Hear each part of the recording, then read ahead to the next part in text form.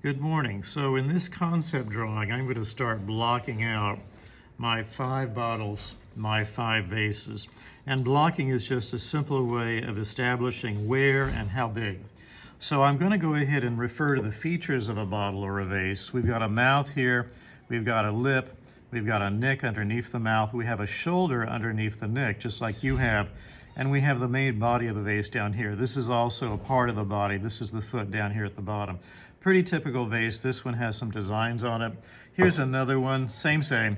Mouth, lip, this is squared off. Very, very short neck, very squared off rectangular body, and small rectangular foot, okay? So vases don't really have to be round.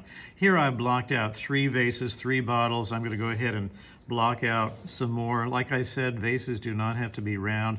And guess what? They don't have to be symmetrical. So even though, 1, 2, 3, 4, even though I have 4 vases here, I'll slip in a 5th later on, maybe down here. You don't have to have symmetry to your vases. So I'm gonna go ahead and put a lip here. Doesn't have to be rounded out, but I'm making it rounded out. This is a very short neck, a very big bulging body, and then a smaller foot. This vase would be easy to upset, turn over.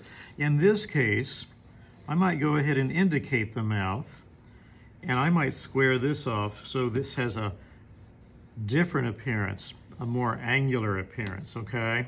Now you can see I'm drawing the whole of each vase, which means there's going to be a lot of overlapping, creating shapes opportunities later on for the addition of line design, as well as color and shading. All of those things are going to be important to this design.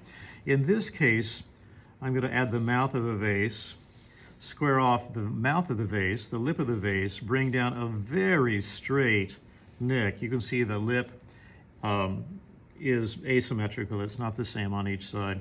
And that's going to sharply come into the body right here, very sharp angle, and a very, very small foot down here. You don't have to have the feet on your vases, but it wouldn't hurt. Again, it's as if you're seeing through glass, not ceramic, and glass is transparent, and you can see through the whole of one vase to the edges of the vase behind it, okay? So this can get kind of complicated. Here's yet one more vase here. I'm going to make it a very broad lip that tapers to a very, very small area of the lip, and then it bulges out again and comes down, again drawing the whole of that vase, and it does not have to be symmetrical. So this line that I just drew over here on the left is not exactly like this line that I see over here on my right. And I have one more vase to go, one more bottle to go, lip, neck, shoulder. I'm going to do something different. I'm going to flare this out again near the bottom. That's kind of unusual.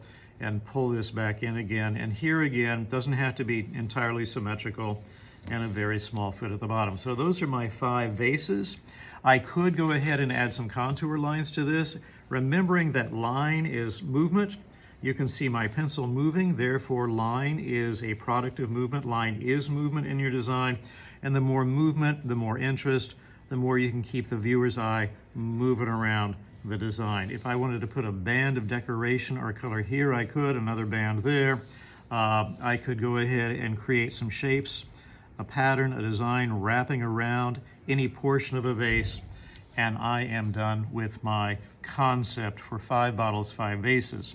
Don't forget, I'm looking for the features of bottles, vases. I'm looking for lips, necks, shoulders, bodies, and feet, if you can get all that in there, and draw the whole of each of your 5 vases. So we have a lot of complexity down here where the different designs intersect, and we have a sense of the transparency of glass when we do it. Okay, now you try.